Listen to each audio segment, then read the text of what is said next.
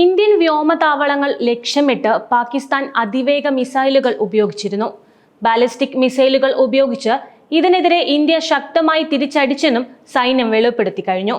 Indian അതിർത്തി പ്രദേശങ്ങളിൽ നടത്തിയ പാകിസ്ഥാന്റെ ഡ്രോൺ ഷെൽ റോക്കറ്റ് ആക്രമണങ്ങൾക്ക് തിരിച്ചടിയായി പാകിസ്ഥാനിൽ ഇന്ത്യ ശക്തമായ പ്രത്യാക്രമണമാണ് നടത്തിയതെന്ന് ഇന്ന് പുലർച്ചെ പാകിസ്ഥാനിലെ 4ഓളം വ്യോമതാവളങ്ങളിൽ ഇന്ത്യ പാകിസ്ഥാന് നേരെ കൃത്യമായ ആക്രമണം നടത്തിയെന്നാണ് ANI റിപ്പോർട്ട് ചെയ്തിരിക്കുന്നത്. ഇന്ത്യയിലെ 26 സ്ഥലങ്ങളിൽ പാകിസ്ഥാൻ ആക്രമണം നടത്തിയതിന് തൊട്ട് പിന്നാലെയാണ് ഇന്ത്യയുടെ ഈ തിരിച്ചടി നടന്നിരിക്കുന്നത്. പാക് വ്യോമതാവളങ്ങളിൽ ഇന്ത്യ നടത്തിയ ആക്രമണങ്ങളെല്ലാം സ്ഥിരീകരിച്ചിരിക്കുകയാണ് ഇന്ത്യ. പാകിസ്ഥാന്റേത് പ്രകോപനപരമായ നടപടികളാണ്. പാകിസ്ഥാൻ ഇന്ത്യയുടെ സൈനിക കേന്ദ്രങ്ങൾ ലക്ഷ്യമിട്ടു. ഇന്ത്യൻ വ്യോമതാവളങ്ങൾ ലക്ഷ്യമിട്ട് പാകിസ്ഥാൻ അതിവേഗ മിസൈലുകൾ ഉപയോഗിച്ചു. ബാലിസ്റ്റിക് മിസൈലുകൾ ഉപയോഗിച്ച് ഇതിനെതിരെ ഇന്ത്യ ശക്തമായി തിരിച്ചടിച്ചെന്നും സൈന്യം വ്യക്തമാക്കി കഴിഞ്ഞു.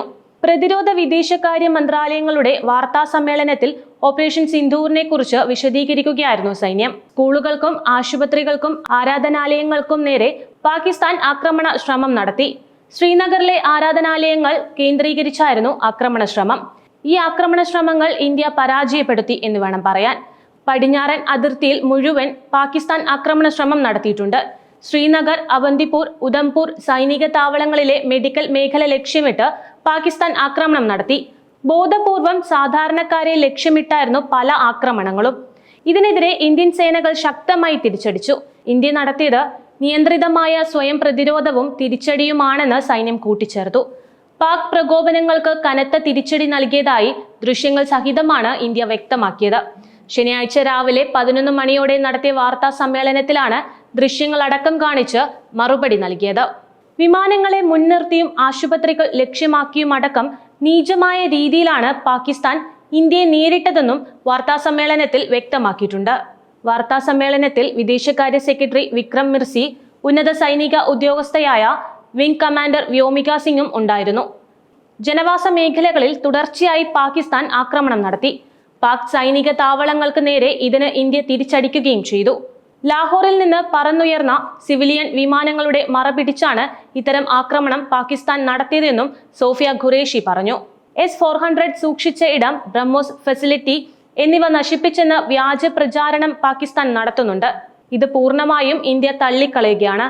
പാകിസ്ഥാൻ അതിർത്തിയിൽ വിന്യാസം കൂട്ടിയതായി കാണുന്നുണ്ട്. ടെറിട്ടോറിയൽ ആർമിയെ അടക്കം സജ്ജരാക്കി ഇന്ത്യ ജാഗ്രതയോടെ തുടരുമെന്നും സൈന്യം വ്യക്തമാക്കി. കൂടാതെ ഹരിയാനയിലെ സിർസയിൽ നിന്നും പാക് മിസൈലിന്റെ ഭാഗങ്ങൾ കണ്ടെത്തിയിട്ടുണ്ട്. ഫത്ത ബാലിസ്റ്റിക് മിസൈലിന്റെ ഭാഗങ്ങളാണ് കണ്ടെത്തിയത്. കണ്ടെത്തിയ ലോഹഭാഗങ്ങൾ സുരക്ഷാ സേന കണ്ടുകെട്ടിക്കഴിഞ്ഞു. ഡൽഹി ലക്ഷ്യമാക്കിയായിരുന്നു പാകിസ്ഥാൻ മിസൈൽ ആക്രമണം നടത്തിയത്. എന്നാൽ സൈന്യം ഈ ശ്രമം തകർക്കുകയായിരുന്നു. ജയ്സൽമീരിലും മിസൈലിന്റെ ഭാഗങ്ങൾ കണ്ടെത്തിയിരുന്നു. ഇന്ത്യയിലെ എയർബേസുകൾ തകർക്കാനുള്ള പാകിസ്ഥാന്റെ ശ്രമം ഇന്ത്യ പരാജയപ്പെടുത്തി എന്ന് വേണം പറയാൻ. രാജസ്ഥാനിലെ ഉൾപ്പെടെയുള്ള എയർബേസുകളാണ് പാകിസ്ഥാൻ ലക്ഷ്യമിട്ടിരുന്നത്. അമൃത്സറിലെ ഖാസ ക്യാന്റീന് മുകളിലൂടെ പറക്കുന്ന 1-ലധികം ഡ്രോണുകൾ കണ്ടെത്തിയെന്നും അത് തകർത്തെന്നും പ്രതിരോധ മന്ത്രാലയം അറിയിച്ചു. അതിർത്തിയിലും പാക് പ്രകോപനം തുടരുകയാണ് ഇപ്പോഴും. അതേസമയം 1-ലധികം പാക് പോസ്റ്റുകൾ ഇന്ത്യൻ സൈന്യം അടിച്ചു തകർത്തിരുന്നു.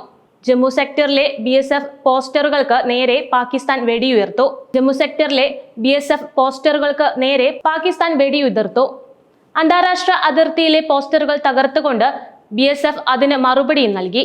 ഇന്ത്യയുടെ പടിഞ്ഞാറൻ അതിർത്തിയിൽ തുടർച്ചയായ ആക്രമണമാണ് പാകിസ്ഥാൻ നടത്തുന്നത്.